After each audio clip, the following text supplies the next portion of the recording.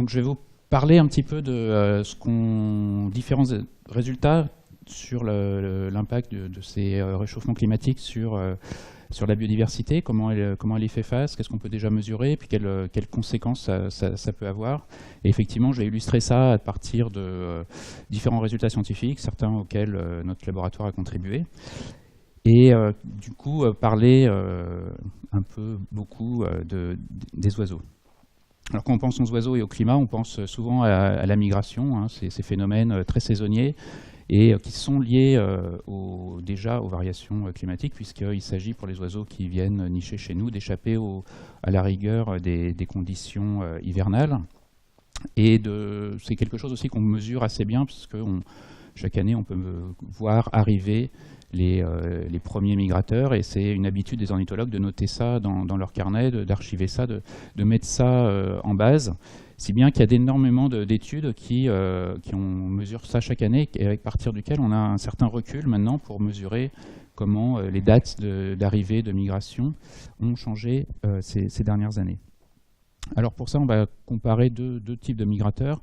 Les migrateurs qu'on va appeler courte distance. Typiquement en Europe, c'est ceux qui vont hiverner autour du bassin méditerranéen. Et puis les migrateurs longue distance, ceux qui vont franchir le Sahara et donc aller beaucoup plus loin pour passer l'hiver en Afrique tropicale ou équatoriale. Donc le cycle de vie d'un oiseau migrateur, il va se reproduire en Europe et puis migrer en automne, hiverner en Afrique et revenir à la migration de printemps pour recommencer son cycle. Et donc, ce que les ornithologues ont mesuré, c'est les dates d'arrivée et la tendance sur environ 30 ans. En moyenne, c'est une avancée de 12 jours. Donc, les oiseaux, en moyenne, reviennent 12 jours plus tôt en tendance qu'il y a 30 ans. Donc, un phénomène qui est très marqué, très visible, les hirondelles au printemps, ou le coucou, ou le rossignol. Encore que là, ce sont tous des migrateurs longue distance. Là, on parle plutôt des fauvettes, des pouillots, des grives. Et en automne, pour ces migrateurs courte distance, ils partent un petit peu plus tard aussi, c'est pas aussi décalé. Mais si bien que pour ces oiseaux, on voit que les conséquences, elles sont finalement assez probablement bénéfiques, puisque ça leur permet de rester 16 jours, 2 semaines de plus au printemps, pour finalement se reproduire. Et puis ensuite, un autre événement important dans le cycle des oiseaux, c'est la mue. Donc ils vont en été changer entièrement leur plumage. Pour les migrateurs longue distance, là, donc hirondelles, coucou, rossignols, ceux qui vont passer l'hiver en Afrique tropicale, là, les temps sont beaucoup plus brefs de changement, hein, puisque c'est uniquement 4 jours, c'est significatif, hein, c'est pas rien. Mais et aussi, curieusement, ils décalent leur période. C'est pas simple, comme les migrateurs longue distance, courte distance qui les allongent. Là, ils le décalent et on voit qu'ils partent plus tôt en automne qu'ils ne le faisaient auparavant. Et donc, pour eux, finalement, le temps de séjour est à peu près identique. Et donc là, on voit un des résultats qui va revenir en permanence dans cette présentation, c'est la réponse est différente entre différents groupes d'espèces, et les espèces ne sont pas égales par rapport à ces changements. Hein, puisque là, a priori, les migrateurs longue distance, ils vont arriver du coup relativement plus tard sur leur site de migration que les migrateurs courte distance, donc dans des conditions un peu différentes par rapport à eux. Et en plus, ils n'ont pas cette possibilité d'étendre et d'en profiter plus, puisque tout est décalé. Alors pour rester sur ces espèces de migrateurs et ce qu'elles vont nous apprendre, une étude qu'on a menée en comparant les stratégies d'hivernage, là, donc on est dans des oiseaux qui viennent passer l'hiver chez nous, de deux espèces de passereaux proches, le merle, hein, que tout le monde connaît puisque c'est un des oiseaux les plus familiers des jardins, et une espèce très apparentée, la grive movie, une espèce de la toundra, de la taïga, donc des forêts d'épicéa, qui vient hiverner en Europe, en Europe tempérée et autour du bassin méditerranéen. Et on va utiliser un outil qui est très pratique pour étudier ces migrations, qui est le bagage. Donc on s'appuie sur le réseau des ornithologues, des bagueurs, hein, qui capturent ces oiseaux, leur mettent une bague et qui permet comme ça de suivre leur déplacement, et notamment pour un certain nombre d'oiseaux qu'on va retrouver selon les circonstances avec leur bague. Voilà. Et donc tout ça est organisé à l'échelle européenne et on va pouvoir du coup regarder un petit peu les stratégies de ces oiseaux à grande échelle et sur le long terme, parce qu'on va regarder des séries temporelles qui varient entre 1970 et 2000. Là, on va comparer pour le merle les populations allemandes, baguées en Allemagne et qui viennent en France, et puis on va utiliser les populations qui sont baguées en France et reprises en France pour estimer finalement le taux de migration des merles allemands qui viennent hiverner en France.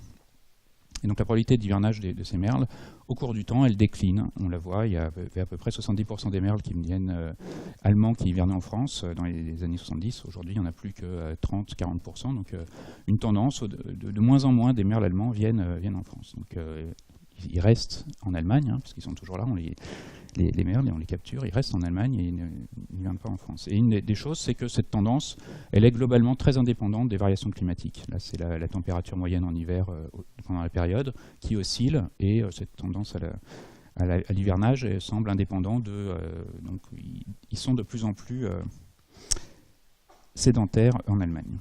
Deuxième exemple, donc cette grive, elle, c'est un migrateur obligatoire, il n'y a pas de...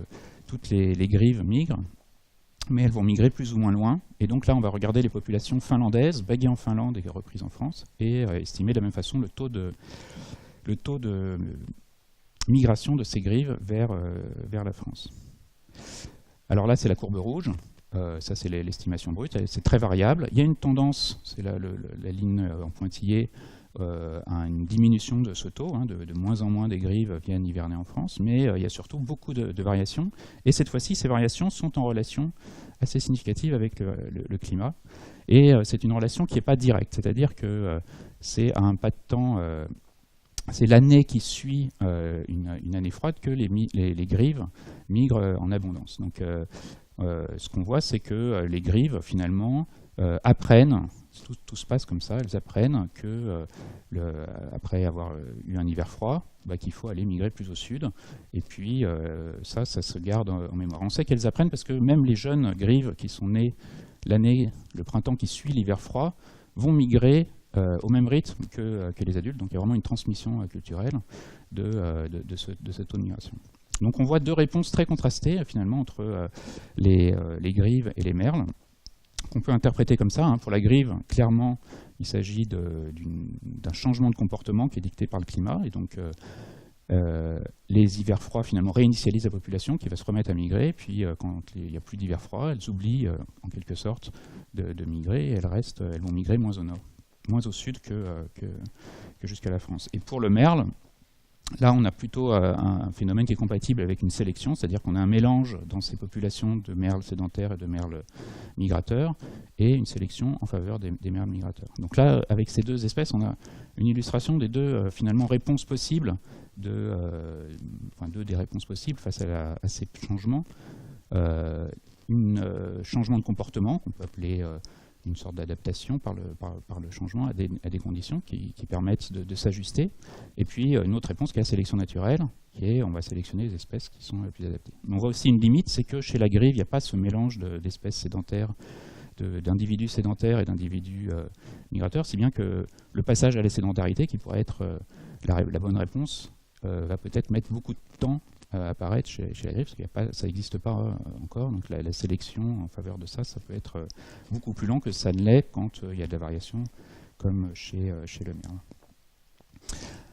Alors on va passer maintenant à la reproduction, où il se passe plein de choses. On est dans le climat tempéré, le printemps arrive, une énorme profusion d'énergie et qui va générer tout un cycle alimentaire très important, puisque l'explosion de la végétation est associée à ça, l'explosion des insectes qui se nourrissent de cette végétation, en particulier des chenilles, et donc toutes les vertébrés qui vont essayer d'exploiter cette ressource hyper abondante et assez temporaire, puisque assez vite, ces chenilles vont donner des papillons, les feuilles se charger de tanins et donc être de moins en moins appétantes.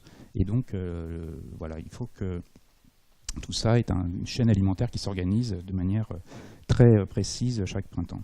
Alors pour les bourgeons et pour les chenilles, il y a un contrôle de la physiologie par la température et donc un ajustement très fort de par la température, des variations. Quand il fait chaud, les printemps sont plus précoces et le débourrement des feuilles plus tôt, et les chenilles, parce qu'elles sont aussi soumises à la même température, s'ajustent.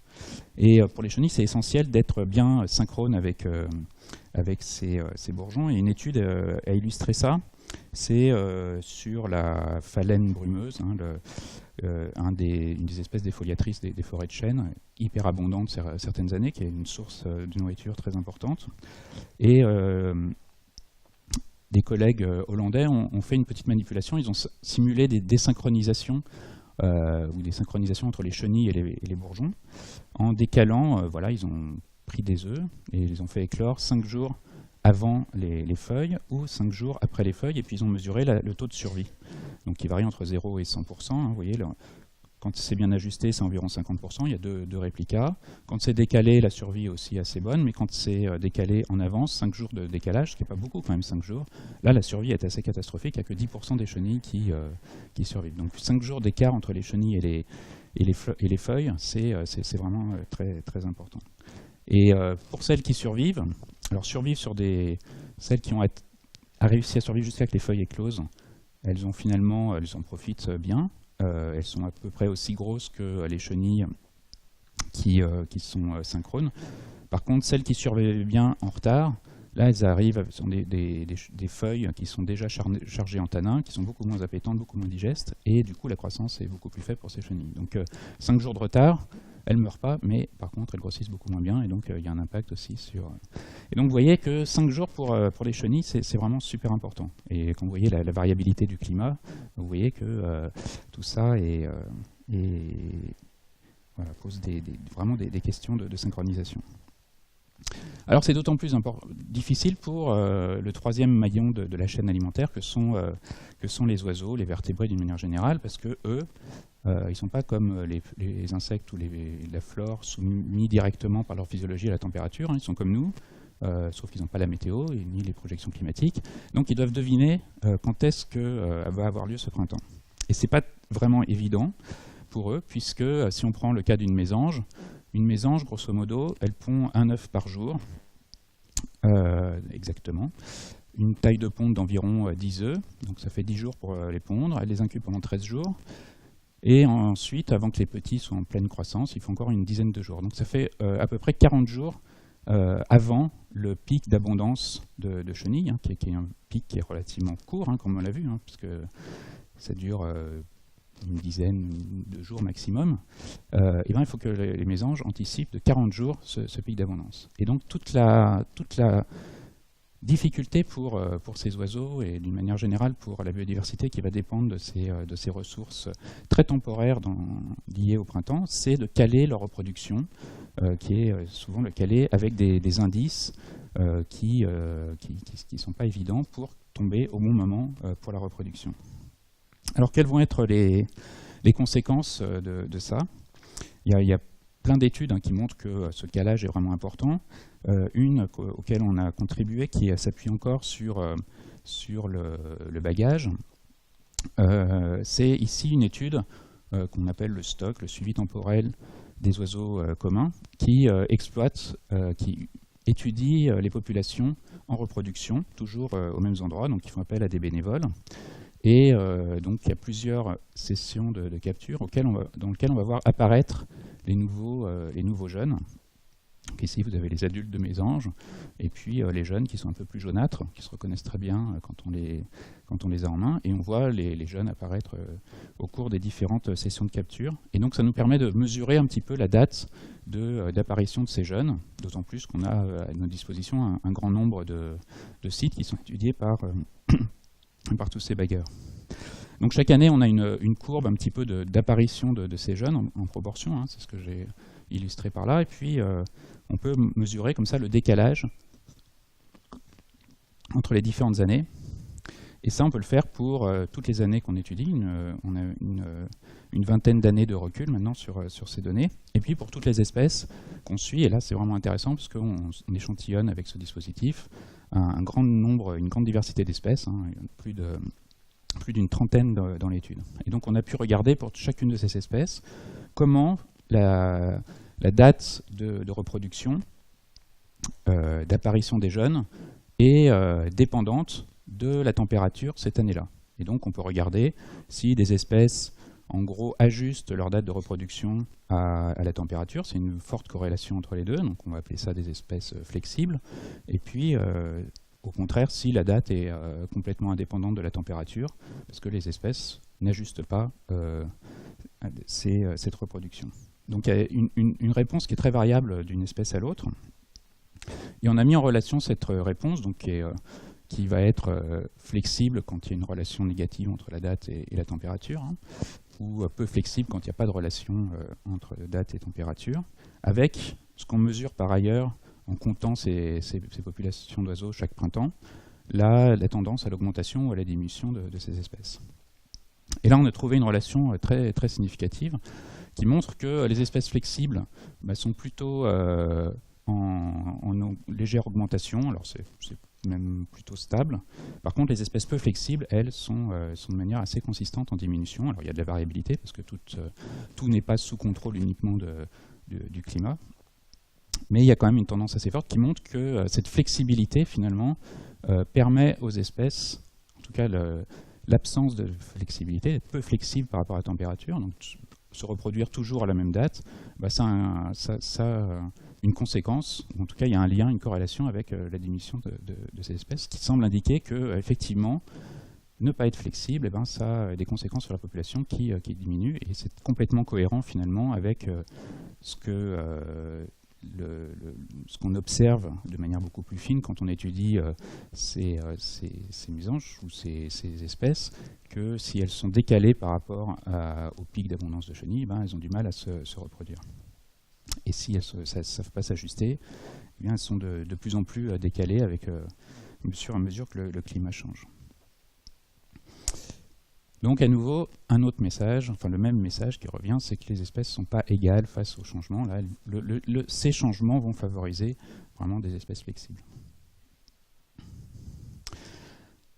Et puis l'autre phénomène dont je voulais vous parler ce soir, c'est tout ce qui va se passer. Donc là, on a vu au printemps ce qui se passe, cette synchronisation de la chaîne alimentaire. La réponse, une des réponses au réchauffement, c'est finalement de se déplacer vers des conditions plus favorables. Et ça, on va l'étudier à nouveau en s'appuyant sur des vastes réseaux d'observateurs qui vont cartographier un petit peu régulièrement ces espèces pour mesurer un petit leur distribution. Et donc, quand on compare de manière successive différents atlas comme ça de distribution, on peut voir comment ces aires de distribution changent. Donc ça, on va se déplacer un petit peu vers nos voisins britanniques qui font ces observations de manière très assidue et très régulière depuis fort longtemps. Et alors, ce qu'on voit à nouveau, c'est que en fonction des différents groupes, le rythme de déplacement vers le nord est très variable, avec des espèces qui se déplacent très facilement, comme les chenilles, comme les libellules ou les araignées. Alors les araignées, vous allez me dire, mais comment elles se déplacent? En fait, la plupart des araignées utilisent ce qu'on appelle le ballooning, un fil de soie. Quand elles sont toutes petites, elles émettent un fil de soie qui les transporte comme un ballon avec le vent, et donc elles se dispersent dans toutes les directions. Et celles qui atterrissent vers le nord trouvent des meilleures conditions et donc colonisent des nouveaux sites. Et c'est ce qu'on voit à travers ces études, qu'il y a un déplacement vers le nord assez rapide de ces espèces. Et puis, à un autre bout du spectre, on retrouve nos oiseaux et les mammifères. Alors les oiseaux, pourtant, ça vole bien. Hein. Quand on parle des hirondelles ou des rossignols, ils sont capables de faire des milliers de kilomètres pour aller en Afrique tropicale hiverner, et puis ils reviennent. Et pourtant, ils reviennent un peu toujours au même endroit. Parce que là, ce n'est pas tellement la capacité de dispersion qui est un problème que leur volonté de se disperser. Hein. C'est des espèces sociales qui aiment bien rester entre soi. Et du coup, il y a des freins à ces déplacements qui sont assez importants. Et donc là, ce qu'on voit, c'est que, en fonction des différents groupes, les vitesses de dispersion sont variables. Et donc la redistribution vers le nord se fait à des rythmes différents. Et donc, c'est ma dernière diapo. Et donc, où j'en étais? Oui. Et là, on voit que nos espèces qu'on suivait ces papillons, qui sont des chenilles, ces oiseaux, vont aller vers le nord à des rythmes différents et risquent de se retrouver séparés, désynchronisés, désorganisés. Et donc certains prédateurs se retrouver sans leur proie et disparaître, ou certaines proies se retrouver sans leurs prédateurs et se multiplier. Voilà, j'ai fini. Quelques conclusions. Tout ça est incroyablement complexe, et faire des prédictions actuellement sur ce qui va se passer en termes de biodiversité par rapport au changement climatique, c'est vraiment très compliqué, parce que toutes ces espèces sont en interaction et réagissent différemment. L'autre message que vous avez sans doute deviné, c'est, et donc voilà, les conséquences, ce sera Marianne qui pourra nous en parler. Et l'autre chose importante, c'est l'importance des sciences participatives, hein, de toutes ces observations qui dépendent de volontaires dans la documentation de ces effets sur la conséquence de la biodiversité sur le changement. Une étude avait estimé que c'était à peu près 2/3 des études, des résultats scientifiques, qui s'appuient sur des données de volontaires pour ces études sur le changement climatique. Voilà. Merci. J'aimerais que vous nous en parliez un petit peu plus des sciences participatives. Comment ça marche? Alors, les sciences participatives, on se pose des questions en tant que chercheur. Nous, notre spécialité, c'est comment la biodiversité fait face au changement, hein, j'en ai parlé. Et pour ça, on a besoin de beaucoup de données pour y répondre. C'est complexe. Il faut avoir des données sur le long terme, sur beaucoup de sites d'observation qui permettent de reconstituer ensuite des gradients temporels ou des gradients spatiaux, faire ces analyses. Et donc, beaucoup de données, ça veut dire beaucoup de paires d'yeux pour les recenser, parce qu'on ne sait pas encore faire ça avec des thermomètres ou des caméras, de mesurer la biodiversité. Et donc, la science participative, c'est des protocoles qu'on propose à des réseaux d'observateurs pour alimenter ces bases de données. Donc, et il y a un observatoire pour les oiseaux, pour les papillons. Voilà. Historiquement, et ça continue, on s'appuie sur des réseaux d'observateurs spécialistes, hein, les naturalistes. Et aussi, on propose de plus en plus des observatoires qui s'adressent à des personnes qui vont se former en même temps qu'on participe, et du coup explorer des secteurs où les naturalistes vont peu. Ça va être en ville, dans les jardins, ça va être sur attaquer toute la grande diversité des insectes pollinisateurs à travers la photographie, les vers de terre, etc. Donc il y a toute une offre qu'on peut retrouver d'ailleurs sur Viginature, de ces différents observatoires participatifs. Et il y en a des observatoires, et il y a même un observatoire qui va faire le lien avec la conférence de Marianne Cohen dans un instant. C'est l'Observatoire agricole de la biodiversité. Vous sollicitez des agriculteurs? Tout à fait, oui, parce que depuis 5 ans, avec le ministère de l'Agriculture et l'Assemblée permanente des chambres d'agriculteurs, on forme des animateurs qui vont mobiliser des réseaux d'agriculteurs de tout type, hein, viticulture, grande culture, polyculture, élevage, et mesurer dans leurs exploitations, et en mettant ça avec leurs pratiques, les papillons, les vers de terre, les abeilles solitaires. On propose des nichoirs à abeilles qui sont inspectés régulièrement pour voir un petit peu la colonisation, et les invertébrés terrestres, les carabes, les cloportes, les limaces. Et donc comment toutes ces observations peuvent être mises en relation avec les pratiques des agriculteurs, et voir comment finalement les changements de pratiques peuvent du coup être influencer cette biodiversité ordinaire.